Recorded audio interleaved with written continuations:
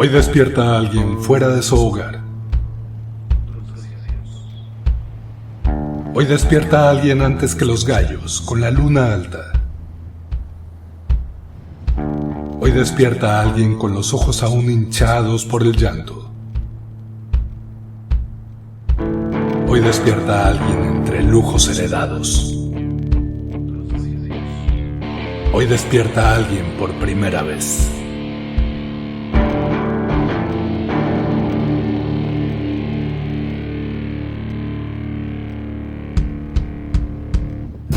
Nos distanciamos del suelo, pero también nos enterramos en los escombros de nuestros templos, orando por el fuego de la verdad en turno. Personas humanas y entidades inteligentes, ajusten sus dispositivos de recepción y escucha. Naveguemos por los tiempos en estas ondas de sonido, transmitiendo desde un punto incierto en el tiempo. Futuros desiertos.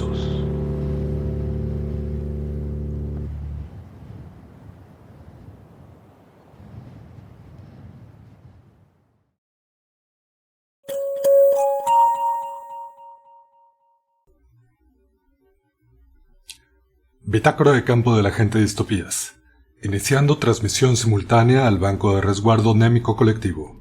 Sector de destino de la matriz temporal SERVJ 2022. Transmitiendo desde la sede operativa de la agencia, región del Centro Mesoamericano. Registro de diálogo con Yavi, analista en el Departamento de Historia Futura y Café. Se anexan notas de campo para posterior exploración.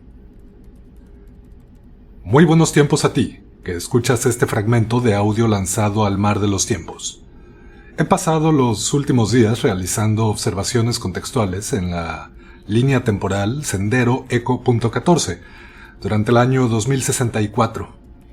El enclave corporativo del Valle Central Mexicano es un lugar peculiar, sobre el cual ya tendré tiempo para elaborar un registro detallado.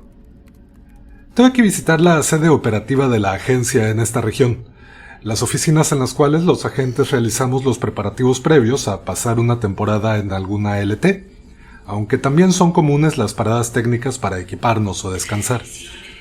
En este caso concreto, necesitaba un lector hipersensible de actividad encefálica para facilitar la búsqueda de mi objetivo, allá en la línea temporal Sendero Eco.14. Habrá que recordar que la anomalía que estoy buscando es un individuo que tiene capacidades telepáticas. Yo prefiero el término de cognisciente. Aproveché también para asomarme al departamento de Historia Futura, donde conocí a Yavi, uno de los analistas encargados del procesamiento de datos en dicho rubro, o en dicho campo. Una de las características de estas oficinas es que no se encuentran en un cuándo fijo. Digamos que es una especie de zaguán temporal. Eso le da un toque poco menos que impredecible, pero bastante útil para que los agentes de campo comencemos a tomar perspectiva de la arbitrariedad de la realidad y evitemos la peligrosa confianza previa a un salto. Más de uno ha muerto por cosas tan absurdas como usar sombrero en una LT donde son exclusivos de la clase política o por beber el agua. Durante la charla con Yavi pude abordar algunas temáticas que tal vez sean relevantes para mi investigación en curso. Así que escuchemos algunos fragmentos de esta. Respecto al hecho de haberlo grabado sin su consentimiento, no supone ningún conflicto. Al firmar el contrato para la agencia, aceptamos que nuestro proceder puede ser registrado en cualquier momento. Uno tiene que aprender a vivir con esto del panóptico supratemporal.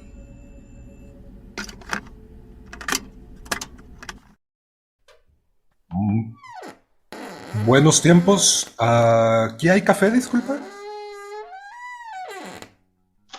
Jovencito, ¿qué dice la entrada? Departamento de café. Claro, ¿Tú crees que en el departamento de café puede haber café? La verdad... ¿O tú crees que habría otra cosa?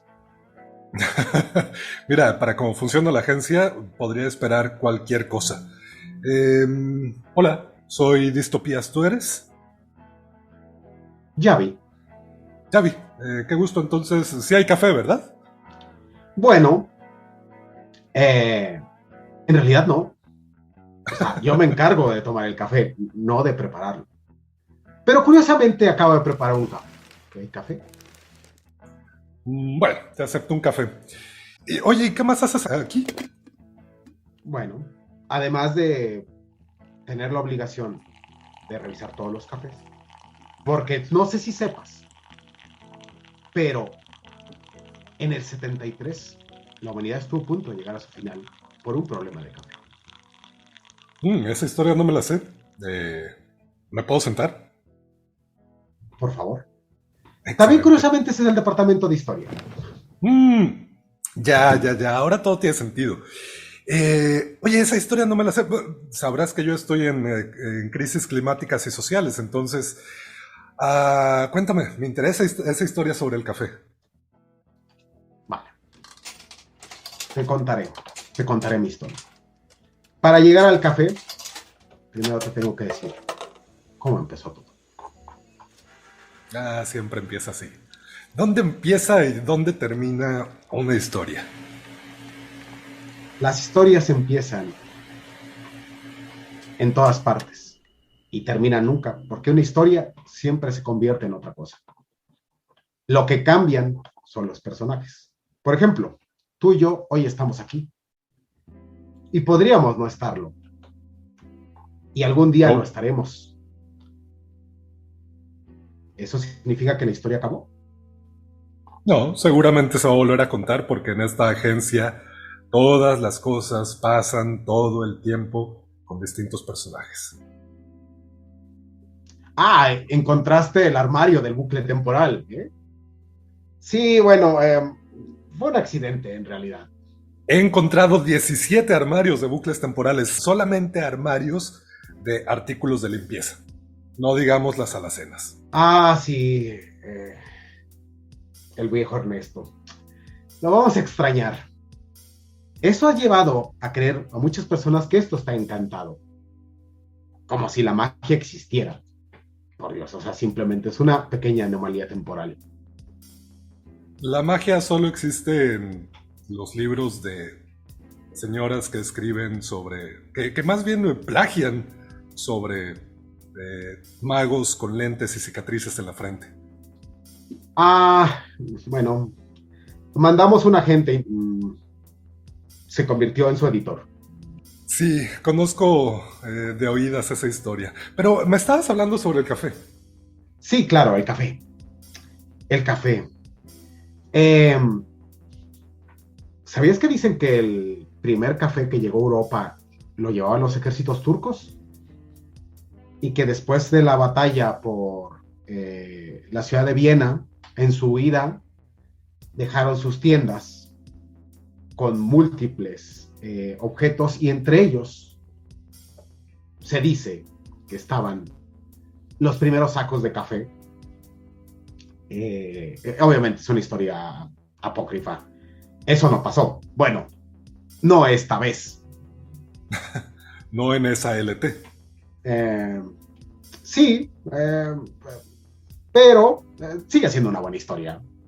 Sigue dando un inicio. Las personas necesitamos inicios. Necesitamos creer que en algún punto algo se rompe, algo tiene un punto de inflexión. Tenemos problemas con la continuidad, es abrumadora, es incomprensible, ¿no? O sea, el flujo temporal y pensar que nunca se detiene es aterrador.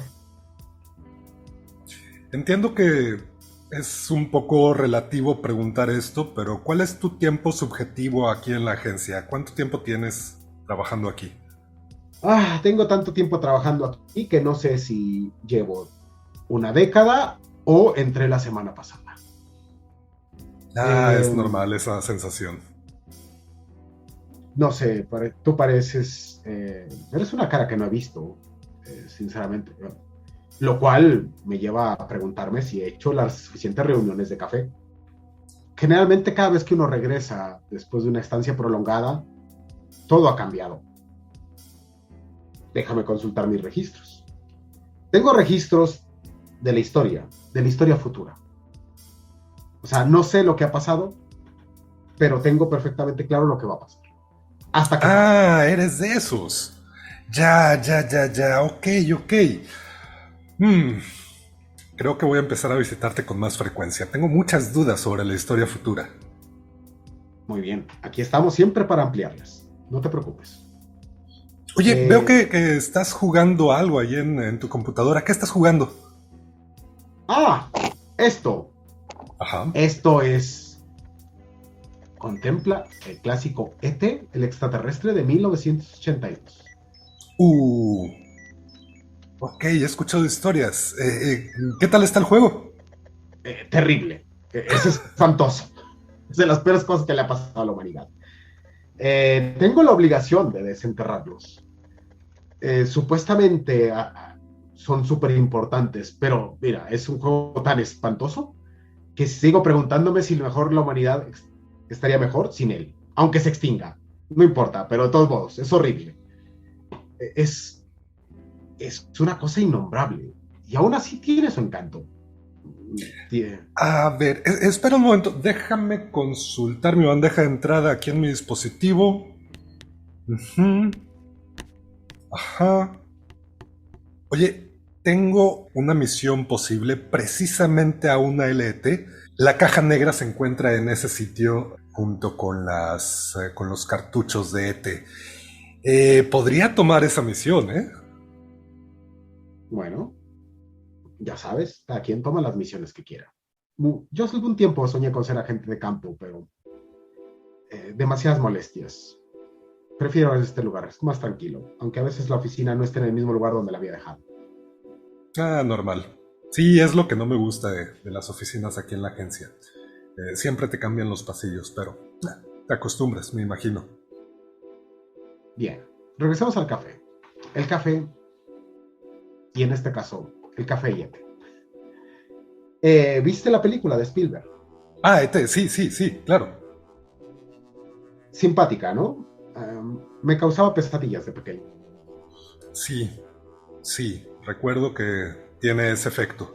Sobre todo, pienso las primeras escenas en el cobertizo Ah, sí, claro. Y el grito de la niña.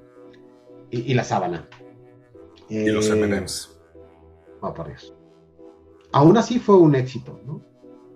Fue un éxito, no se podría decir que inesperado, porque justamente estábamos terminando la primera gran época de bueno, más bien la segunda gran época de la exploración espacial.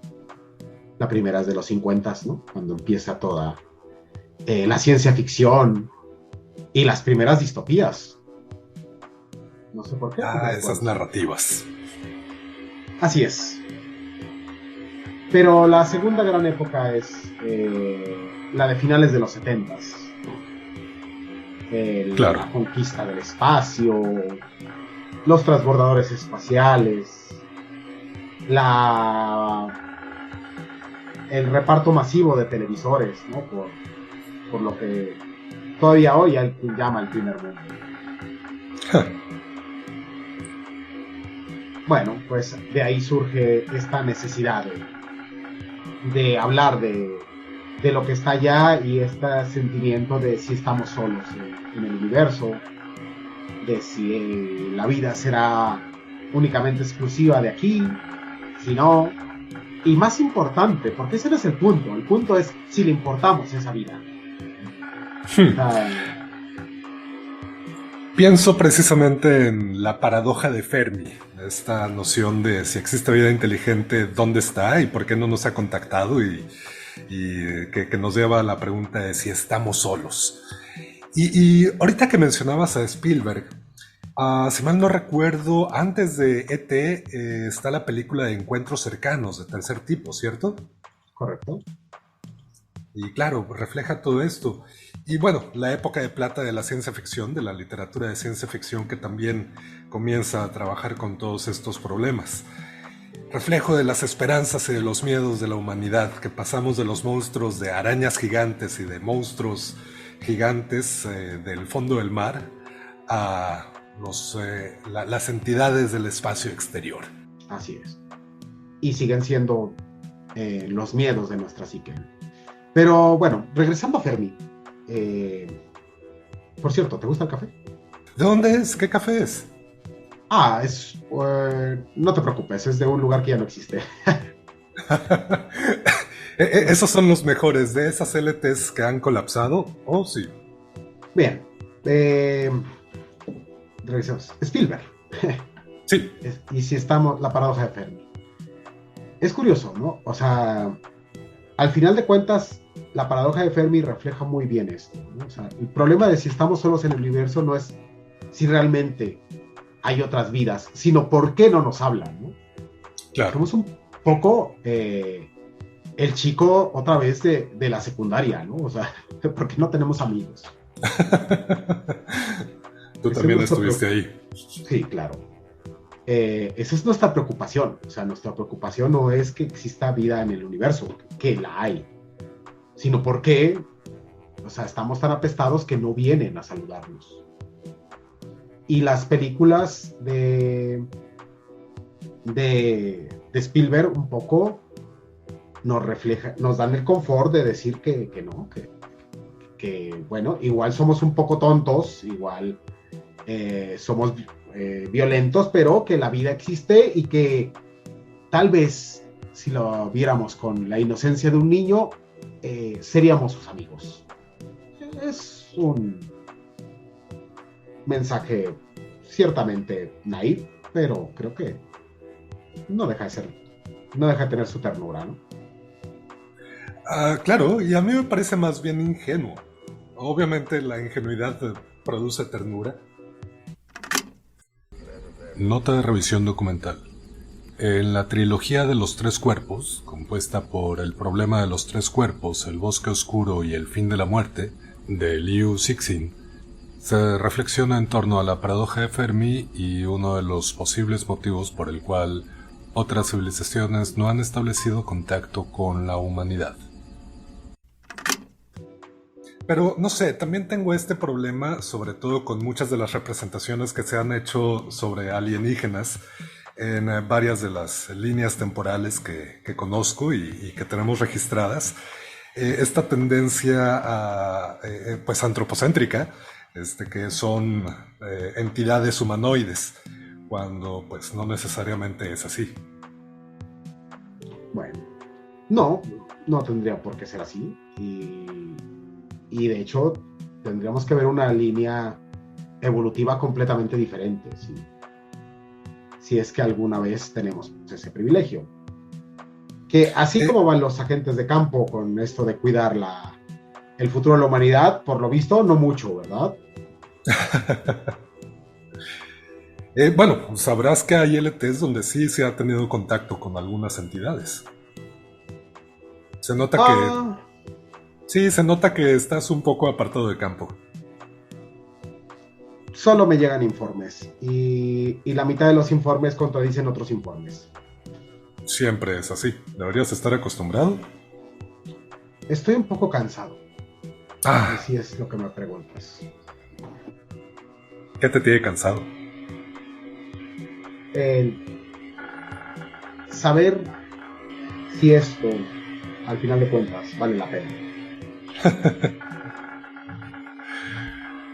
Me recuerdas a personas que he escuchado en otros tiempos. Pero si tan importante es lo que me decías de videojuegos, tal vez deberíamos analizarlo un poquito más. Seguro. Tú en particular, ¿cuáles son los videojuegos que más disfrutas? Los que tienen una historia, los que la historia me engancha. Esos son los que al final disfruto más. Y tú supongo que se te ve joven, se te ve justo en ese momento donde todo te hace ilusión. ¿Tú qué me dices? ¿Tienes tiempo? ¿Juegas videojuegos? Sí, trato de hacerme el tiempo suficiente para ello. Parte de las ventajas de estar en campo es que a veces puedes ir a una LT y pasar pues, algunos meses justificando viáticos que da la agencia y pues darte un buen descanso. Entonces, por eso el fastidio tarda un poco más en llegar, estando en estas funciones, llevando a cabo estas funciones.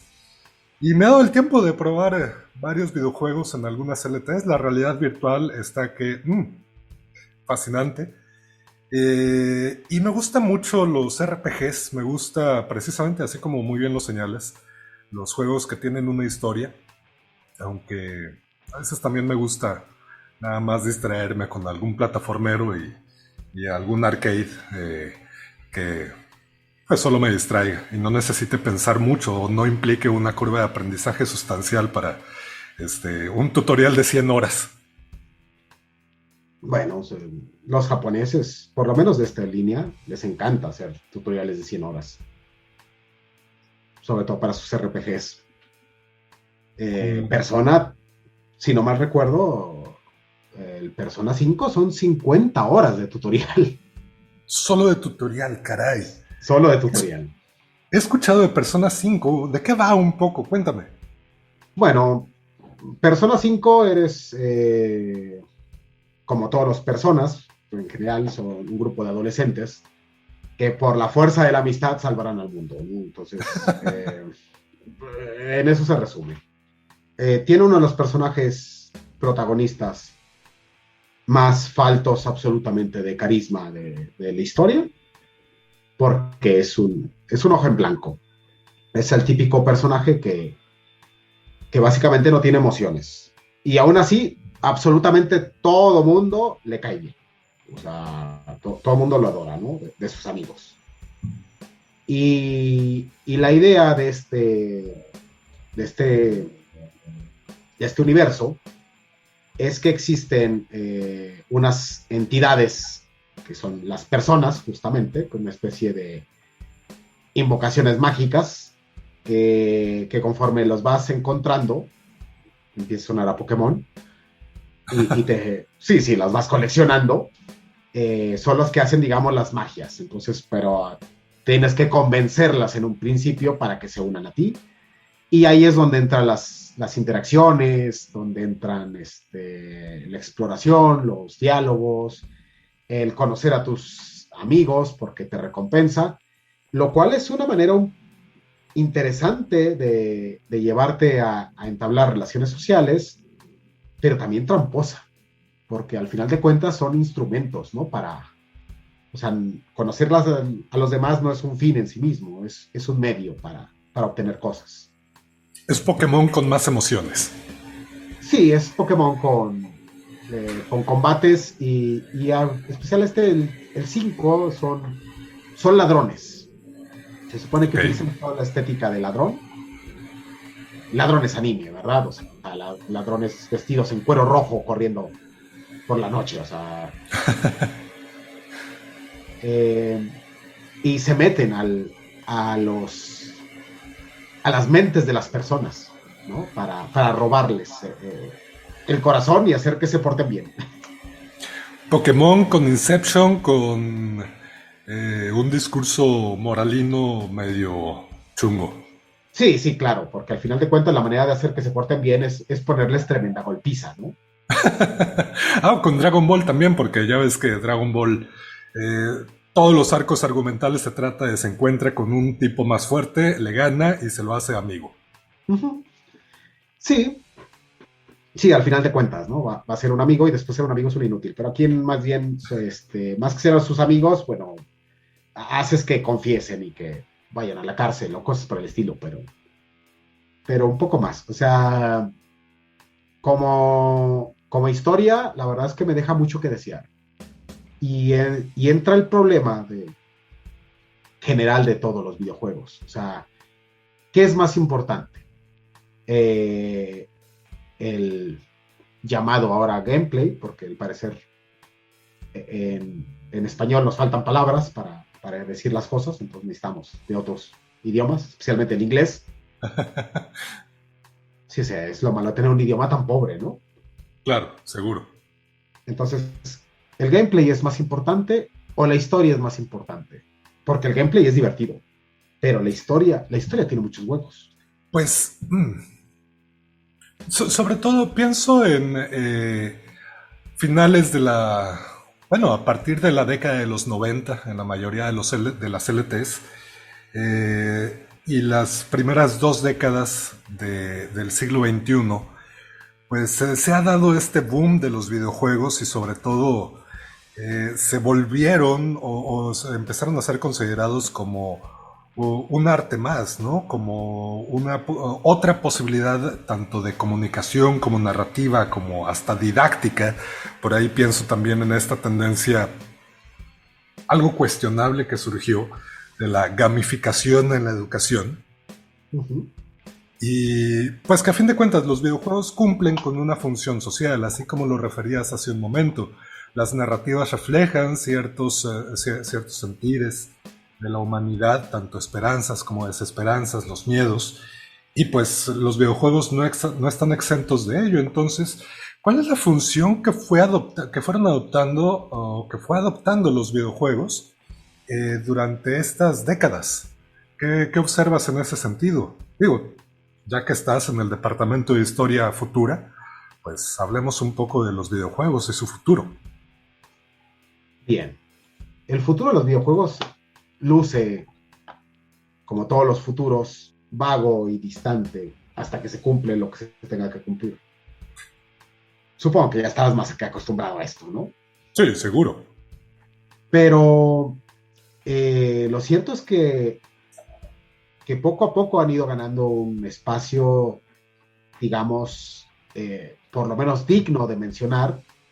El videojuego empieza como una extensión del juego, valga la redundancia, sobre todo del juego de feria, Ok. del entretenimiento ocasional.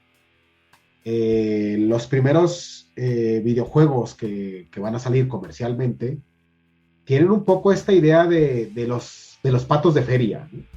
O sea, algo que entras, juegas, te distraes, compites. La escena competitiva, a pesar de que no está programada directamente, se vuelve importante casi desde un inicio, ¿no? O sea, yo puedo hacer tantos puntos o resistir tanto, ¿cuánto lo puedes hacer tú?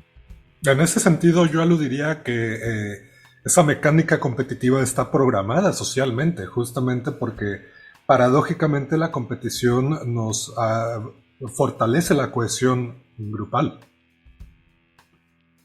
Sí, Y para ello, como ejemplo, tenemos los deportes, tenemos, pues básicamente, tenemos el combate o el duelo épico entre Legolas y Gimli.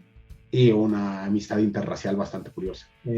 Pero sí, así, eso empieza. Y entonces, los primeros arcades, pues son cosas que están ahí, sobre todo en bares, para un consumo rápido, ¿no? La historia directamente o no existe o es tan secundaria que ni siquiera, que es más bien anecdótica, ¿no? O sea, ¿por qué Pac-Man hace lo que hace? ¿Por qué está encerrado en un laberinto? Es obvio que tiene una severa adicción a sustancias. Podría ser. O podría ser una metáfora del proletariado, ¿no? O sea, siendo perseguido por la autoridad, o simplemente es divertido y listo. No da para más. En ese sentido, creo que sobre todo muchos arcades, y pienso en la experiencia de las personas cuyo primer contacto fue con los arcades, am, esta ambigüedad de los escenarios que plantean, pienso, no sé, hasta en el Pong, eh, brinda un escenario fértil precisamente para la imaginación y para que cada quien le adjudique la narrativa que considere más satisfactoria o conveniente o congruente con el contexto donde se está jugando y con su historia de aprendizaje también.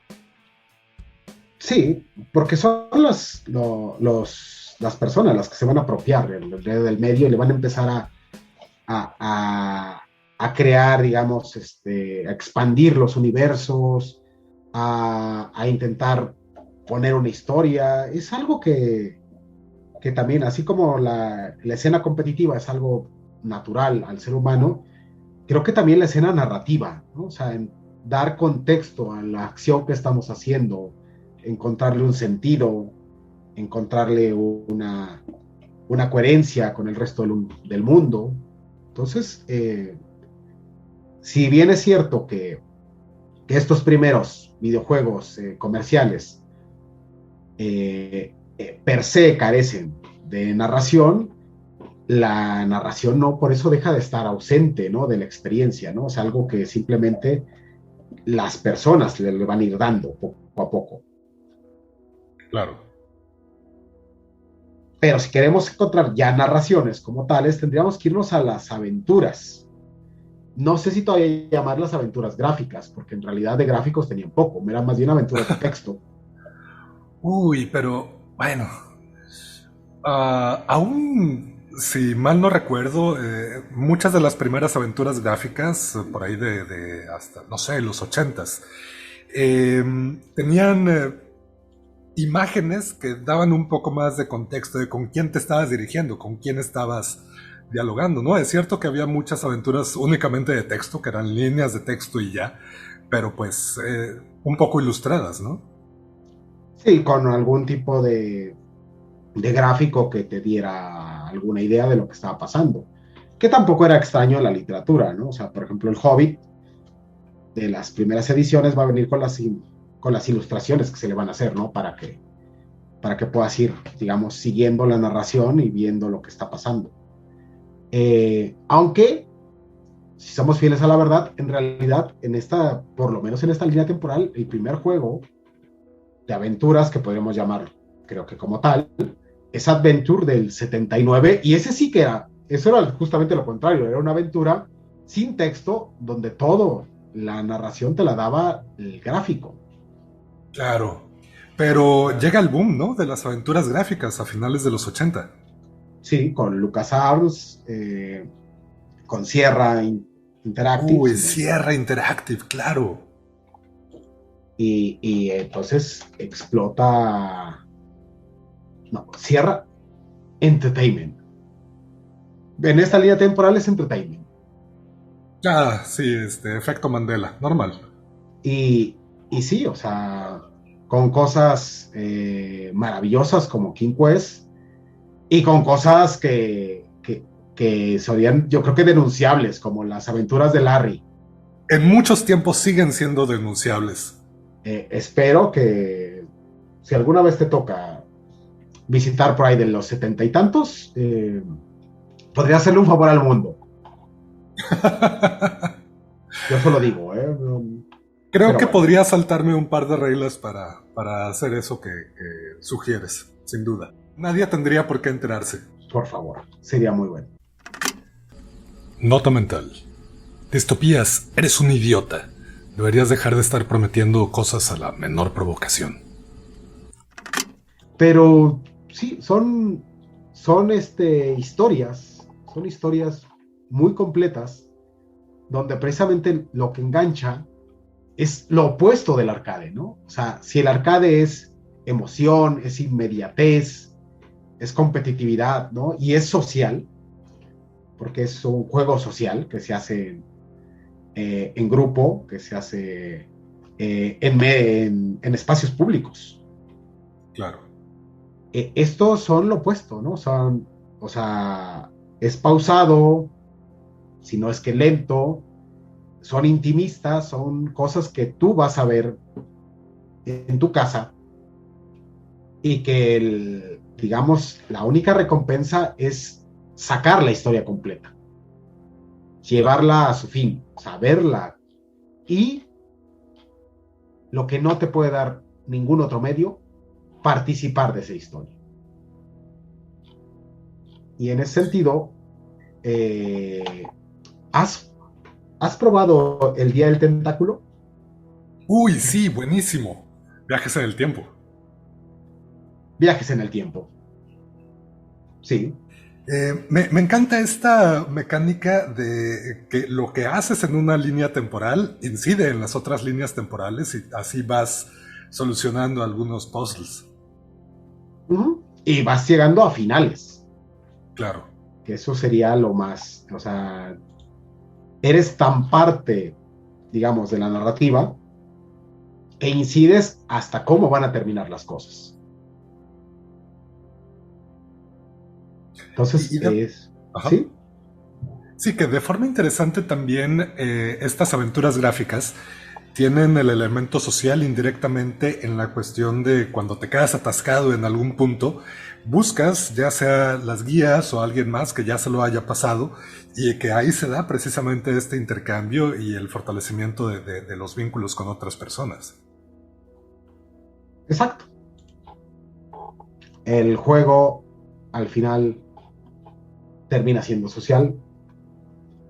Juegos que no estaban pensados para ser sociales son sociales por el contexto, y juegos que inicialmente son sociales se refuerzan incluso, ¿no? A veces por la necesidad. Claro. Entonces, es maravilloso, ¿no? Y es de los primeros momentos donde se empieza a plantear una pregunta muy extraña en los medios sociales. O sea, las personas que lo están jugando, que si esto es algo más, si esto solamente es entretenimiento, o si esto te está transmitiendo cosas que al grado tal que podemos considerar que son arte. Porque al final de cuentas, cuando tú vas a una exposición, con la limitada interactividad que tiene una exposición de arte, donde básicamente eres espectador, vas por la experiencia. Claro. Y esto es lo que te está brindando, con la diferencia que te está haciendo partícipe de él.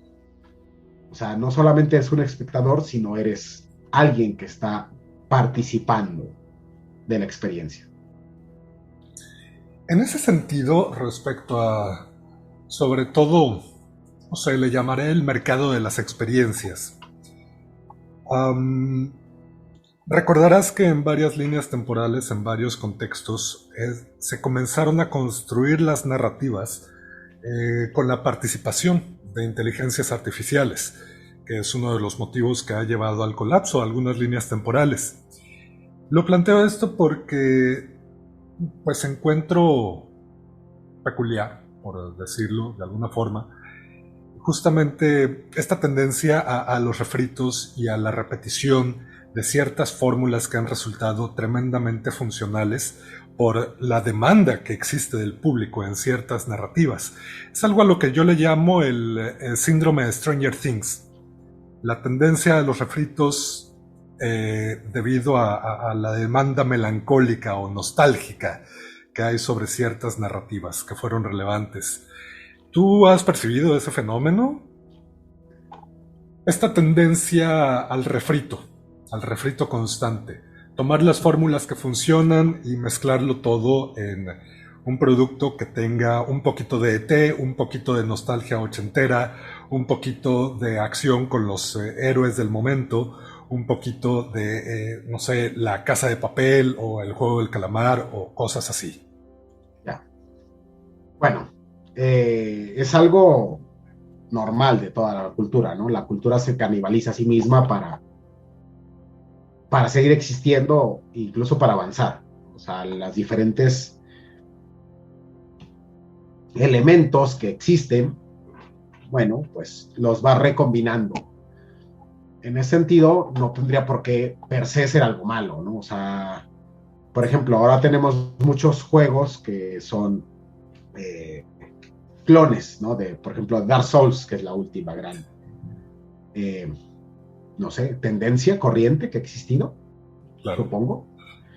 Entonces empezaron a surgir cosas que se parecen copian determinados elementos, y algunos lo hacen bien y sacan, o sea, le dan su propio toque, le dan su propio giro, y algunos simplemente, pues,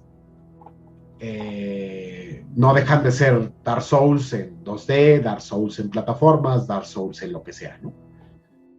Pero pasa. Ya más complicado sería hablar de cuando solamente es un refrito que está dando vueltas sobre lo mismo, ¿no? O sea, no solamente no estás aportando nada nuevo, sino simplemente estás apelando a fórmulas ya conocidas, porque funcionan. Los Call of Duty, los FIFA, son, yo creo que el prototipo del videojuego producto, Claro. que no aporta nada. O sea, es exactamente igual, ¿no? Simplemente el FIFA 2022 Es diferente del 2021 porque la plantilla de jugadores está actualizada, pero la experiencia es prácticamente idéntica, ¿no? Y los glitches pueden ser un poco distintos y listo. Sí, claro, y para adelante, ¿no? Y a seguir eh, recibiendo una cantidad de dinero inmensa. Entonces, eso ya es digamos, autopiratearse. En la industria es todavía más grave porque como mucha gira en torno a la nostalgia, y si guardas algo el suficiente tiempo, esta terminará por apareciendo. Entonces, es una industria que vive de los remaster, de los remakes, de volver a hacer lo que ya se hizo, solamente que con un actualizado, con un lavado de cara, con un gráfico nuevo, y volverlo a vender, evidentemente. Claro. Entonces, Entonces, de acuerdo, es algo normal, esta tendencia a los refritos en la industria. Pero sigo pensando en cómo es que la inteligencia artificial puede llegar a tener injerencia precisamente en estos campos. Y sobre todo, no sé, a partir del deepfake. Seguro conoces el fenómeno. recuérdamelo, por favor. Deepfake, en muchas líneas temporales, en cuanto la tecnología comienza a ser capaz de producir imágenes o sonidos indistinguibles de la realidad, emular voces, emular rostros, emular escenarios indistinguibles de si realmente es un video o es únicamente una renderización digital. Pues esto en muchos escenarios ha llegado a complicar qué entendemos por real y qué simplemente es producido por una inteligencia artificial. Bueno, un poco los valles inquietantes, ¿no? Exacto, exacto. Desde mi punto de vista, digamos, es un fenómeno que al menos en el estado actual de las cosas, no le veo todavía el gran problema, ¿no? O sea, es simplemente una herramienta. Hay personas que ya están escandalizadas, pero siempre hay. ¿Conoces a mi vecino? Bueno, mi vecino de oficina. No. ¿Escucho un perro? Es su perro. Oh, En realidad creo que en algunas líneas temporales solo existe el perro y no existe el vecino. Es el ya. departamento de arte y decorado. Es el encargado de hacer todas las estéticas y todos los trajes. Es ciego. Oh, yo pensaba que era un NPC. Bueno, él sí, el perro no. El Oh, perro guía ya. que lo utiliza, ese sí es real. Ok, iré a asomarme entonces un poco más tarde para conocer, pues, al perro, que no lo había escuchado. Tiende a ensayar su ópera a tiempos regulares. Sí, escucho más perros por la ventana. Normal, sí, sé que por aquí hay un callejón donde pasan algunos perros. Sí. Todavía existe ese callejón. La última vez que me asomé, sí. Previo a comenzar esta grabación fui a asomarme a donde solía estar el callejón. Obviamente ya no lo encontré. Tampoco rastros del perro, ni del ciego. Valles inquietantes. Sí, vallas inquietantes. Y producción decía, hay personas que se escandalizan de todo, ¿no? Entonces, de este miedo constante de que perderemos lo que nos hace seres humanos, ha existido desde Descartes, ¿no? O sea, desde que el discurso del método y de decir que si lo engañan y que si hubiera un autómata tan perfecto que se comportara como un ser humano, ¿cómo sabrías que sigue siendo un ser humano? Y estamos hablando del siglo XVII. Claro. Entonces, creo que es un temor que ahí está y que va a seguir dando vueltas, ¿no? Ahora simplemente son IAs, inteligencias abominables, en ese entonces eran relojeros. Claro. Pero el miedo sigue estando, pero pues, al final de cuentas son herramientas, ¿no? O sea, y como toda herramienta dependerá cómo la uses. O sea, puedes utilizarla para hacer operaciones con una precisión que nunca había logrado hacer un cirujano por sí mismo, ¿no? Por esa persona, tal vez, ¿no? O sea, la simulación completa. O puedes ocuparla para hacer bots de Twitter para que se pongan a seguir masivamente a las personas en época de elecciones. Normal. Por cierto, ahora que lo mencionas y que abordamos este tema, lo siento, tengo que preguntarlo. Vicio del oficio. ¿Eres un replicante? Y si lo fuera, ¿cómo lo sabría? ¿Qué tal si no lo sé? Esa respuesta me tranquiliza.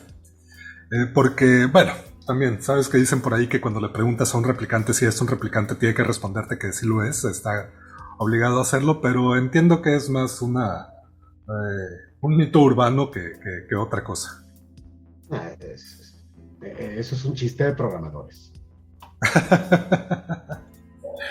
Pero bueno, tenemos, justo estabas mencionando, ¿cómo se llama? La prueba de Turing. La prueba de Turing. El viejo Turing. Lo extraño. ¿Lo conociste? Trabajaba aquí. Ya. Sí, un día lo trajeron para que arreglara unas cosas de los ordenadores.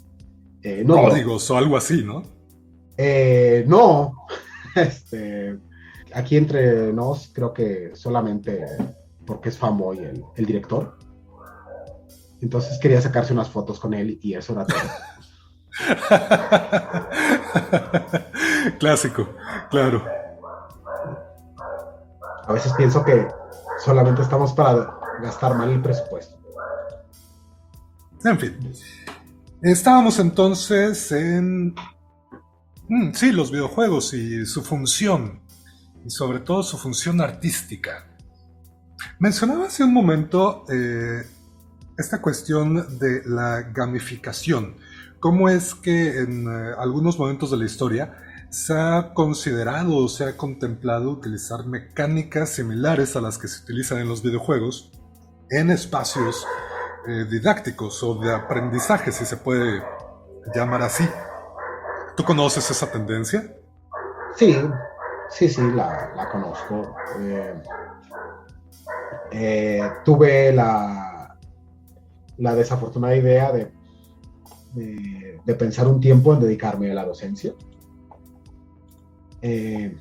Y es una de las primeras cosas con las que te vas a topar de frente, ¿no? O sea, digamos, esta tendencia pedagógica a intentar hacer alegre y divertido cosas que de entrada tal vez no es que tengan que ser tristes y aburridas, ¿no? O sea, aprender no tendrá por qué ser eso, pero que sí requiere un esfuerzo. Y entonces pensar que el juego no requiere esfuerzo, ¿no? Que el juego, o por lo menos la idea de juego que tienen es bastante pobre, ¿no? Es una idea de juego muy arcade. O sea, algo que te da recompensas inmediatas en forma de estímulos, y me imagino que de dopamina, y que te absorbe lo suficiente como para que te involucres y entonces de alguna manera subrepticiamente vayas aprendiendo. Por ósmosis. Pues sí, o sea, un poco Homero Simpson con sus cassettes para bajar de peso. Buena referencia. Justamente, entonces es un problema de atención el que tenemos que promueve precisamente la gamificación en ciertas prácticas de aprendizaje o educativas, entre comillas. Porque esto que señalas de los refuerzos constantes, sobre todo lo observé en cierta época, lo he observado en cierta época con los juegos de celular, que te recompensaban conectarte todos los días y con misiones diarias u objetivos diarios que te daban monedas o simplemente avatares o qué sé yo, cosas así, que no tienen ninguna otra función en el juego más que hacerte sentir mejor y recompensarte continuamente. Bueno, el rey de todo eso, o sea, el Candy Crush de las pelotas,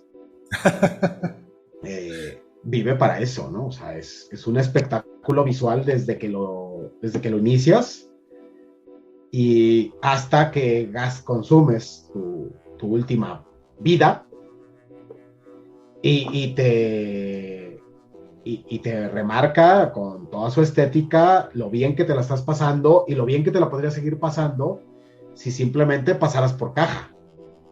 Claro. O, Una tendencia muy bien aprendida también por Electronic Arts, ¿no? sí, sí, claro, las cajas de luz, que pueden tener el nombre que tú quieras, cajas de luz, gachas, maquinita, lo que quieras llamarle. Título universitario. Título universitario, sí, con toda la ceremonia. Pero curiosamente, o sea, la ceremonia de título universitario era, y en algún punto sigue siendo, una ceremonia de tránsito desagradable.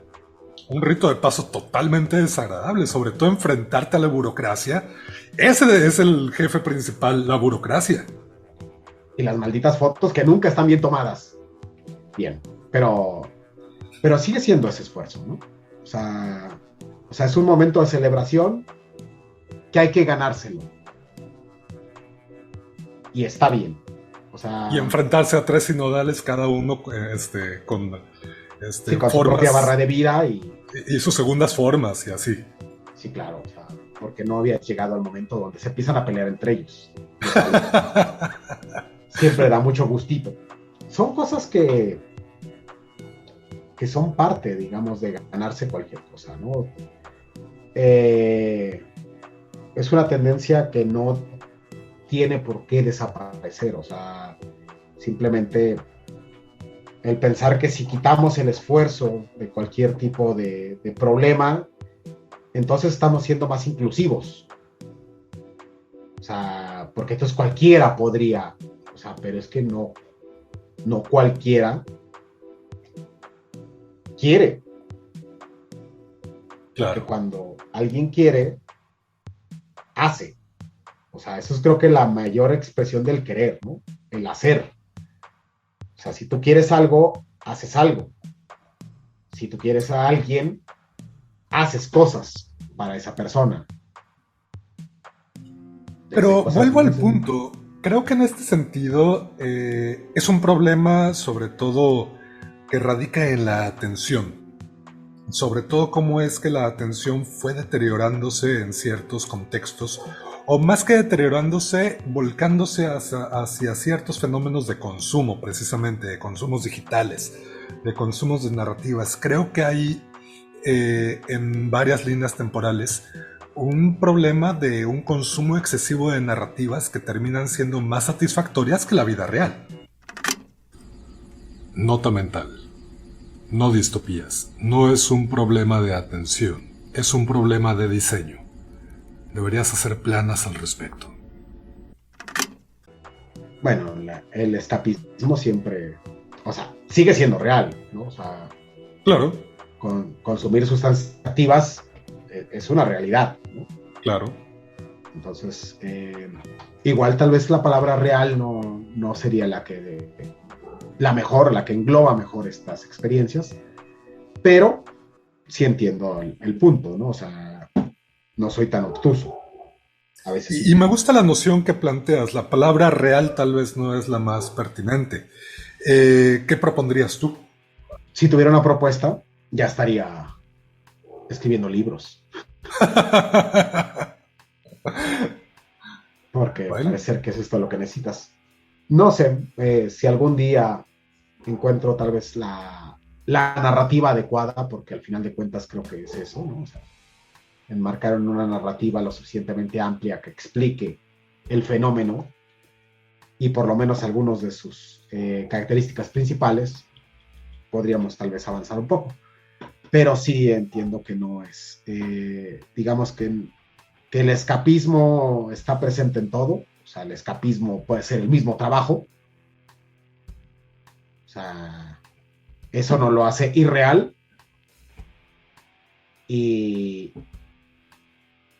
aún así existe el problema que bien está señalando, ¿no? O sea, de alguna manera, yo creo que tiene que ver con justamente la historia del futuro.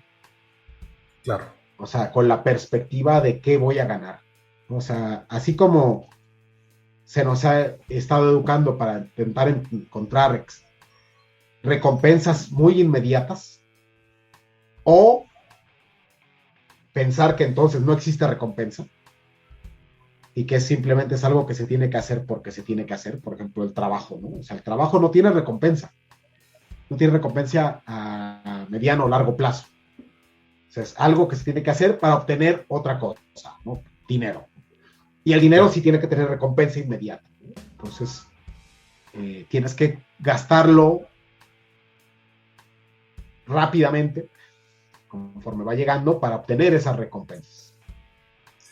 Y que a fin de cuentas, bueno, en términos psicológicos estamos hablando de diseño de contingencias. Pero... Sistemas de lanzaderas activos.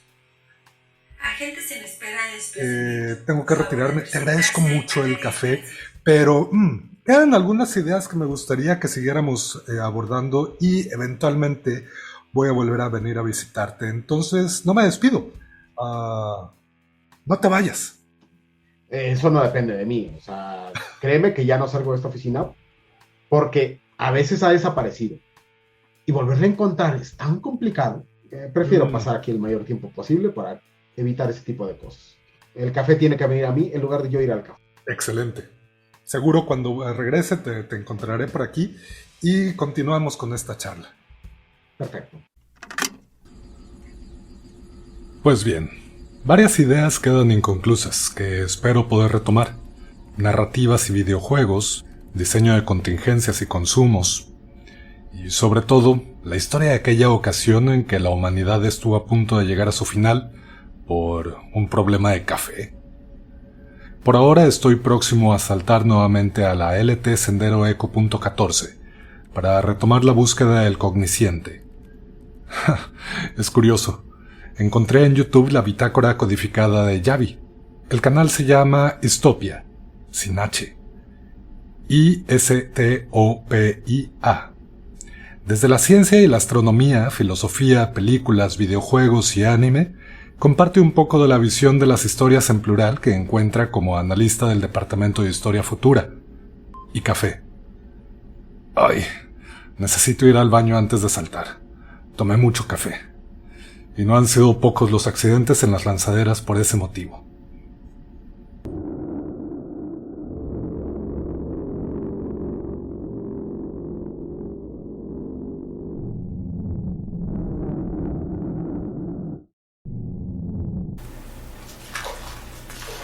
Bitácora del agente de Istopías. 5º día subjetivo después del incidente. Llevo 2 días en estas bodegas encharcadas. Me preocupan mis pies. No he logrado encontrar ninguna superficie seca para descansar adecuadamente. Hace unos minutos escuché una especie de mecanismo a lo lejos, pero la vibración se observó claramente en la superficie de agua de esta sala. ¡Ay, güey! ¿Qué chingados fue eso?